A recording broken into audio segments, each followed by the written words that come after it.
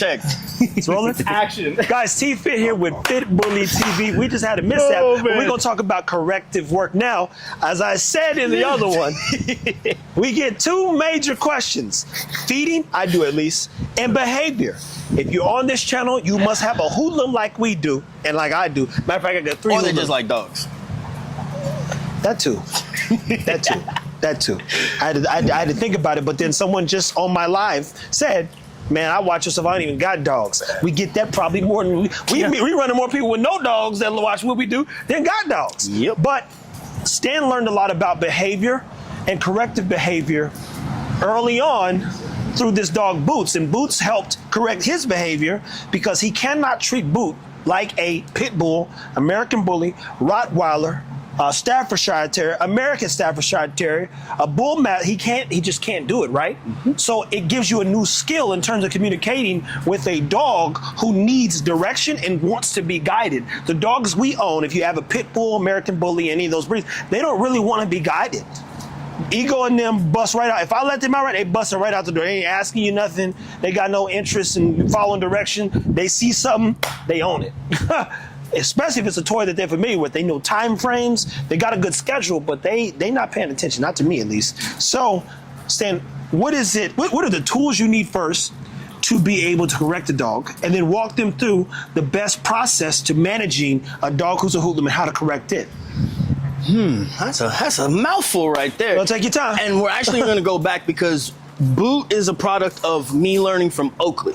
Oakley was a lot more sensitive than Rocco was, so I had to change the way I corrected because she would actually shut down and do absolutely nothing. So when I got him, I kind of knew I had to be a little softer with a correction. And a correction doesn't mean you got to elbow drop your dog every time they're doing something wrong. Sometimes it's they don't get the ball. Sometimes it's they don't get the tug. Sometimes it's they don't get their meal if they're not paying attention to you. So there's different levels of the correction, and you got to make sure the correction matches the offense. If he starts barking at something, I'm not going to fling him across the room because he's barking.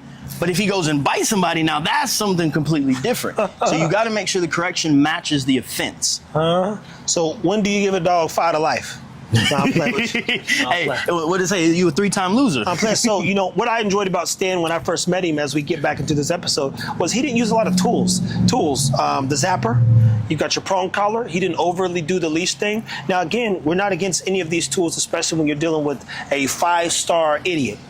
But at the same time, in my experience, and I've said this on many platforms, why is the dog that's with a bum standing right where the bum is with no leash? I was just about to say that.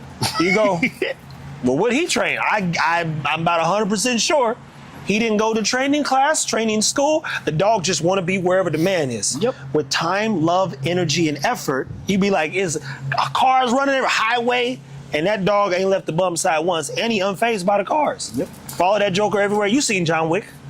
Mr. Wick. You see Mr. Wick with that dog running up the bridge like this, a dog right there with him. Yeah. I mean, tools, I like to use tools like training wheels for like teaching a kid how to ride a bike. They're necessarily, sometimes you're gonna need them, but I wanna get away from it as quick as possible because in an ocean situation, you're probably not gonna have everything, the collar We on, might the have leash. to find that sound by, oh shit! You remember that song? I think that's not a Tech 9 song. I don't know that one. I don't know that one. Yeah, I'm gonna look. Yeah, we gotta find that.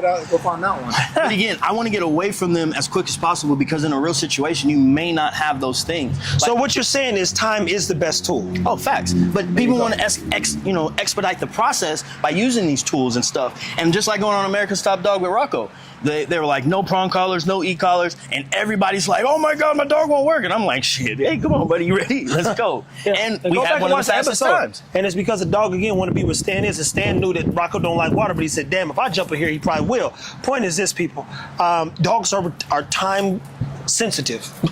And what that means is you got to spend every minute you have, and we do, man. I mean, we're here because we do dogs. You know, and it's quality of the time that you spend with the dog as well, because I've seen people spend a lot of time with their dog and that dog still don't listen. And you know what's crazy? I learned even something about Tron last night. So last night, garage got a little too hot, and I put Cha-Cha and Ego in cages because I wanted to deal with Ego's ass. He takes up too much space. Tron came in the room and laid on that cover you was on earlier and never left. He didn't. I went and took a shower this morning. He never left. He never moved.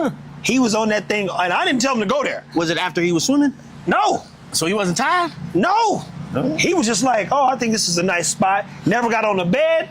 He just was like, I'm kid you not. I literally had to be like, Tron. I literally this morning I go, Tron, let's go. And he like, all right, bedtime to go outside, use the bathroom. Then I let them 2 fools out. But I was like, damn. Yeah. Tron was chilling. The only time he does bad stuff is when he's with Ego. You wanna know when some shit gonna get fucked up? It's when that Negro Ego is in there. I was like, damn, this is crazy. Tron came a long way, boy. So you gonna start leaving Tron out a little bit more? Not in the house. Without supervision. Yeah, but I can leave him and it still be fine. So Boo, leave him alone. And anywho, guys, you got corrective stuff. We'll do some more corrective training and we'll talk about those things and the offense. And I'll bring out my dogs in the next episode. Comment below if you're dealing with any. So you also have to know, the dog needs to know what they're being corrected for. Yeah. So right now, Boo's being obnoxious. No. Just chill. And if your dog doesn't know why they're being corrected, they will start resenting you for that. So if I told him to come and he doesn't know what that means and I go to busting him up for that, he's gonna choose to get away from me. But if I told him left and he does not get into that position and he takes a correction for that, now he understands why he's being corrected. So again, people, take your time and just show your dog how to be a part of your life. You got a 10-year bit with your pet. Guys, take care of your dogs.